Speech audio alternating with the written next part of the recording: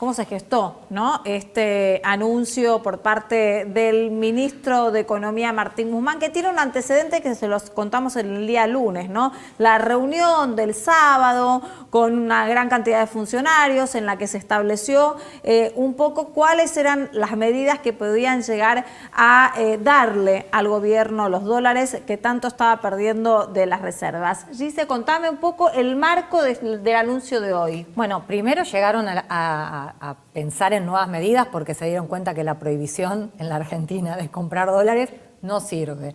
De hecho, pasaron 15 días desde que se instauró el super cepo y la sangría de dólares de las reservas del Banco Central sigue ocurriendo, o sea, eso, no y te agrego resultó. algo que vos no creo que nos habías mencionado en esta semana, ¿no? También los que no pueden acceder al oficial ahora con tantas restricciones se van a ir al blue. Pero claro, el que tiene mínimamente, pero es lo que siempre decimos, como no hay confianza, el que tiene mínimamente, no sé, 10.000 pesos que puede ahorrar, va a ir al dólar blue y va a pagar lo que sea, porque sabe que ¿qué va a hacer? Va a guardar los 10.000 pesos dentro de... Y que a largo plazo no le va a valer nada. Claro, al largo plazo van a igual. Bueno, entonces se dieron cuenta de eso, obviamente mucho menos pensar en el disparate de que se puede cambiar una cultura del dólar de los argentinos con un presidente que les diga hay que ahorrar el peso, ¿no? Cuando por supuesto que eso no iba a pasar, con lo cual, bueno, decidieron no tener un plan de fondo, pero sí dentro de las 60 propuestas y medidas que vienen anunciando,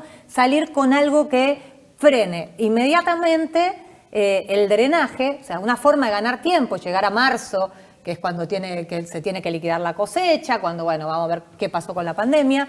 La realidad es que definieron esto. ¿Y por qué no las anunció el presidente? Bueno, esto se decidió porque se decía hoy, se rumoreaba que él las iba a presentar, estas medidas. Finalmente tuvo una reunión al mediodía con el ministro Guzmán, con la mesa chica de Economía, con el jefe de gabinete Santiago Cafiero, la vicejefa Cecilia Todesca, que está muy activa en las decisiones económicas. La cartera económica. Y ahí decidieron que lo mejor era que sea el propio Guzmán el que haga el anuncio y toda esta puesta en escena, simplemente porque Guzmán sigue siendo, pese a la gaf del super cepo, que había dicho que el cepo no lo quería y después lo tuvo que poner, sigue siendo el ministro que mejor mide, es el que había generado confianza en los mercados después del acuerdo con los acreedores, y justamente lo que querían era que hable técnicamente, que le hable al mercado y que se genere confianza para ver si esto sirve. Diego Reynoso es politólogo y es investigador del CONICET. Diego, buenas noches, gracias por atendernos. ¿Cómo están? ¿Qué dicen? Buenas noches. Bien, un gusto tenerte nuevamente en el programa. Bueno, muchas gracias.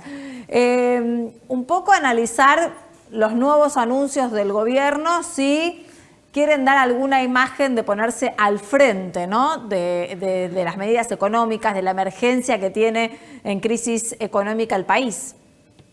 Sí, evidentemente los anuncios de hoy parece que tuvieran, digamos, dos objetivos, básicamente, ¿no? Uno, tratar de generar algún tipo de incentivo para que entren dólares al país, favoreciendo, digamos, la liquidación de exportaciones, por un lado. Todos conocemos que en estos últimos días estamos teniendo cada vez más restricciones a la compra de dólares porque básicamente están escaseando. Entonces, bueno, incentivos por ese lado. Y por el otro lado, un incentivo también a la producción, creo que con el objetivo de recuperar un poco de empleo. Ahora, Diego, recién nos decía Facundo que tiene sabor a poco, que en realidad, como no se articuló también con los sectores o los diferentes sectores estas medidas, los sectores no tienen por qué liquidar sus productos para la entrada de dólares del país, que pueden seguir subsistiendo sin hacerlo. hay un problema. El problema es, si querés, por lo que estamos hablando todos, no voy a decir nada original, un problema de confianza. Claro. Es decir, vos podés anunciar muchas cosas, pero el tema es que si los actores confían en que no va a haber una segunda jugada o que Claro, es una decisión suficiente como para incentivarte a hacer algo. Entonces, eso por un lado. Y dos, me parece que además hay un problema en la enunciación política. Esto nosotros estudiamos mucho cuando hacemos análisis de opinión pública, no solo para la política, sino también para el sector privado. Y es analizar la reputación. Muchas veces hay un problema de reputación por parte de quien enuncia. No es el caso del ministro Guzmán, pero sí me parece que el gobierno hoy está teniendo un problema de reputación. Detrás de la caída digamos, de la imagen y de la aprobación del presidente, también hay un problema de reputación en relación a los demás actores. Claro. Y eso me parece que no se modifica digamos, de un día para el otro. Claro. Y bueno, veremos ahora en la semana si esto, como efectivamente dicen ahí, tiene gusto a poco, alcanza y es justo, o supongamos que todos crean, finalmente tenga o no las consecuencias que el gobierno espera que tengan. Gise. Sí, ¿qué tal? ¿Cómo estás, Diego? ¿Sabés que se decía, y con razón, del gobierno de Mauricio Macri, que le faltaba un plan, que le faltaba un ministro de Economía fuerte por su historia con Bianchi, él no quería que nadie lo opaque, se decía de todo, y se decía, además, con razón, que siempre avanzaba y reculaba, ¿no? Y eso se veía, anunciaba algo, no funcionaba y iba para atrás. ¿No te da la sensación de que este gobierno, que está en las antípodas ideológicamente, está haciendo lo mismo? Sí, me parece que, yo por un lado no me parece yo no miraría negativamente, ni en el gobierno de Macri ni en el actual, la capacidad de poder corregir cuando genuinamente alguien reconoce un error. Me parece que no es el caso, me parece que me parece que eso está bien, pero me parece que en esta situación no es que falte un plan, es que este gobierno que asumió, digamos, en enero, vamos a decirlo así, en diciembre, pero en enero comienza su gestión, se encuentra a los 3 meses de gobierno con una situación inusual, como le pasa a todos los gobiernos del mundo en este momento, que es la pandemia. Claro. Esto modificó todo, no solamente el lockdown, como dicen en inglés, ¿no? La cuarentena nuestra, sino también el cierre general del comercio internacional. Porque no es solamente que nosotros hemos decidido cuidarnos, cerrarnos en casa. Sí, y demás, todas las economías se replegaron. A nivel de volumen de comercio. Entonces, es una situación diferente para todos, con lo cual, tener o no tener plan no va a hacer mucho la diferencia. Pero ¿no ayudaría a generar confianza, Diego? Digo, que el gobierno ahora diga, miren el plan macroeconómico que tenemos, ¿no? Financiero, monetario, presentar todo junto en vez de a cuentagotas. ¿Eso no ayudaría a generar confianza, que es lo que nos está faltando en la Argentina? Puede ser, pero es un escenario, como suelen decir los analistas de escenarios, FUCA, con mucha volatilidad, uncertainty, complejidad y mucha ambigüedad. Entonces, no puedes decir, este es mi plan, porque en este contexto las variables se mueven tanto que tendrías que estar corrigiendo todo el tiempo. Me parece que habría que esperar salir de la situación de cuarentena para ver por dónde vamos. Mientras tanto, no me parece... Lo que pasa es que no sabemos cuándo vamos a salir. Dando decisiones económicas, políticas, sanitarias, a la coyuntura, ¿no? Qué difícil. Sí, Nicolás. ¿Cómo estás, Diego? Buenas noches. Recién hablabas de la reputación, ¿no? Y bueno, Martín Guzmán tuvo un problema porque por su reputación salió a decir algo y Pese lo termina contradiciendo 3 días después en las acciones. Hoy los anuncios de Martín Guzmán se ven envueltos en la reputación de varios funcionarios, ¿no? La recaudación va por parte de Mercedes Marcó del Pont, que no tiene precisamente la gran reputación. Lo que tiene que ver con el comercio exterior, el ministro responsable de eso sigue siendo el canciller, que se entera por los medios lo que hacen sus ministros en la OEA. Sí. O sea, ¿cómo hace Guzmán para resultar ser creíble él cuando los que lo rodean precisamente no lo ayudan mucho? Sí, por eso está bien lo que estás planteando, porque no es un problema de voluntad individual cuando estás en un gobierno, sino es una coordinación de movimientos estratégicos. Hoy, si querés, el gobierno tiene este problema, ¿no? Un problema de descoordinación y poca coordinación estratégica, mejor dicho, ¿no? Nombraste, digamos, la noticia del día, que con el anuncio de Guzmán quedó corrida, pero que fue lo que pasó con Raimundi y el tema de Venezuela. De la OEA. De Venezuela. Claro. Bueno, ese tipo de cosas hay que evitarlas, porque cuanto más aumentan, no importa en qué área, puede ser sanitaria, puede ser en seguridad hemos tenido mucho de eso, puede ser, empiezan a minar, ¿me explico? Empiezan a minar, a erosionar la palabra política de todos los que enuncian el nombre del gobierno. Sí, Diego, y más allá, digamos, de los distintos funcionarios, lo que no está en duda no es quién tiene el poder en la Argentina hoy, si es Alberto o es Cristina, y eso es lo que genera la incertidumbre en todo el abanico de inversores, desde el que ahorra en dólares hasta el empresario que está en Suiza y tiene que tomar una decisión de si invierte o no invierte en la Argentina. Eso ese es un tema que hoy en los medios y digamos, en general en la opinión pública está latente, ¿no? Pasó también, me acuerdo, al principio del gobierno de Néstor Kirchner, con el Chirolita de Duhalde, y después pasó primero con Cristina en 2007, cuando ella gana la elección presidencial. Néstor todavía estaba vivo y demás. Digo, eso es común en Argentina, el tema de, bueno, dónde está alocado el poder. Pero básicamente yo creo que en Argentina nunca ese ha sido el miedo de quién tiene el poder, sino más bien yo diría hay un problema de impredictibilidad. Al contrario, yo diría que los inversores reclaman muchos más checks and balance, más seguridad jurídica, más que no haya alguien que tenga o no tenga, digamos, el control. Lo que sí necesitan es un gobierno que dé señales muy claras. Y como veníamos diciendo recién, a veces no parece ser que todas las decisiones estén alineadas en la misma dirección. Perdón, Diego, pero Facu, en lo que tiene yo- que ver con Nico, la seguridad jurídica, Nico, Cristina Nico, no por ayuda favor, mucho. Nico, a ver, déjalo terminar porque yo justo quería hilvanar con eso. A ver si, Diego. No, decía eso, que el hecho de que no haya coordinación en las decisiones mina la credibilidad del gobierno. Bueno, en algún punto vos mencionabas esto de la necesidad de confianza, entiendo perfectamente, y de una planificación, pero a la vez vos nos decías qué difícil es planificar en pandemia, hay que esperar que la pandemia pase. ¿No es la pandemia quizás una oportunidad para empezar a reestructurar de fondo? Sí, pero tenés Si no, mucha incertidumbre. estamos siempre con la zanahoria adelante. No, pero tenés mucha incertidumbre. Al tener tanta incertidumbre no podés tener un plan ¿me entendés? De asegurar decisiones de 20 meses. Porque no sabés cuál va a ser la situación en 20 meses. Y esto con el que empezó la charla de hoy. Tendrías que estar obligado a tener que estar corrigiendo dentro de 6 meses algo que dijiste que habías planificado a largo plazo. Es un escenario complicado, ¿eh? Es un No escenario digo que no creo que haya soluciones hoy tan claras respecto de cómo conducir hoy los asuntos públicos en Argentina. Sí, Nico, te escuchamos. No, perdón, es que me paraba sobre lo que preguntaba Facundo sobre las cuestiones de quién tiene el poder y justo mencionaste lo de la seguridad jurídica y hoy el 90% de las noticias sobre seguridad jurídica en Argentina pasan por decisiones tomadas en el Senado sobre cuestiones encabezadas por Cristina Fernández.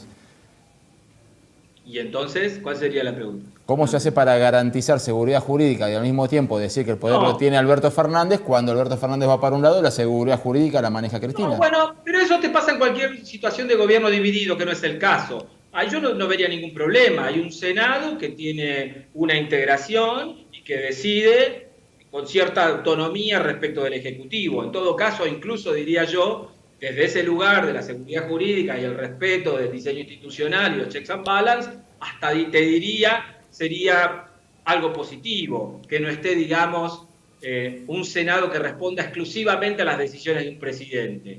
Me parece que eso no es un tema. La Cámara de Diputados tiene otra lógica, el presidente puede tener otras ideas sobre algunos temas de política pública. Me parece que el problema no está centrado hoy en la discusión sobre qué hace el Senado, sino en qué mueve las preferencias del presidente, que es otra cosa. Esa es la sospecha Pero que hay hoy. tampoco las vemos, Diego. Eso te quería preguntar justamente. En este programa mencionamos que siempre hay temas como que parecen de moda que tapan los temas de base. Hoy principalmente no queríamos dejar de hablar de pobreza porque es un tema alarmante que se dio a conocer en los datos y parece que queda en el mero dato que largó el INDEC.